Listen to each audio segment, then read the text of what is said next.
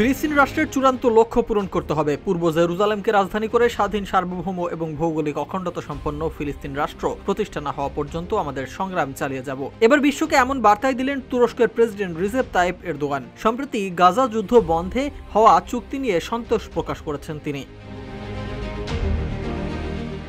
ফিলিস্তিনের গাজায় যুদ্ধবিরতি সম্পন্ন হওয়ায় গভীর সন্তোষ প্রকাশ করে এরদোয়ান জানান, এই চুক্তিটির প্রথম ধাপের বাস্তবায়ন নিবিড়ভাবে পর্যবেক্ষণ করার ঘোষণা দিয়েছেন তিনি। সামাজিক যোগাযোগ মাধ্যম এক্সে দেয়া এক বিবৃতিতে এরদোয়ান এ সংক্রান্ত ঘোষণা দেন। একই সঙ্গে চুক্তির জন্য প্রয়োজনীয় রাজনৈতিক সদিচ্ছা থাকার কারণে মার্কিন প্রেসিডেন্ট ডোনাল্ড ট্রাম্পকে বিশেষ ধন্যবাদ জানিয়েছেন তিনি।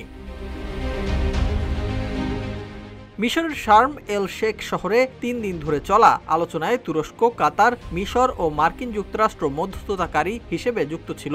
এ প্রসঙ্গে এরদোয়ান জানান, আমরা এই চুক্তির সূক্ষ্ম বাস্তবায়ন নিবিড়ভাবে পর্যবেক্ষণ করব এবং এই প্রক্রিয়াতে আমাদের অবদান অব্যাহত থাকবে। তুরস্কের প্রেসিডেন্ট জোর দিয়ে বলেন, কেবল চুক্তি বাস্তবায়নই যথেষ্ট নয়, ফিলিস্তিনি রাষ্ট্রের চূড়ান্ত লক্ষ্য পূরণ করতে হবে। ঘোষণা করেন, আমরা ১৯৬৭ সালে সীমান্ত ভিত্তিক পূর্ব জেরুজালেমকে রাজধানী করে স্বাধীন, সার্বভৌম এবং ভৌগোলিক অখণ্ডতা সম্পন্ন একটি ফিলিস্তিন রাষ্ট্র প্রতিষ্ঠা না হওয়া পর্যন্ত সংগ্রাম চালিয়ে যাব।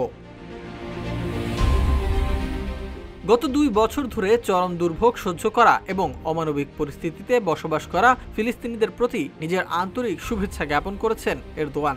এছাড়াও ভবিষ্যতে যে কোনো উদ্ভূত পরিস্থিতিতে ফিলিস্তিনের পাশে থাকার আশ্বাস দিয়েছেন তুরস্কের এই প্রেসিডেন্ট।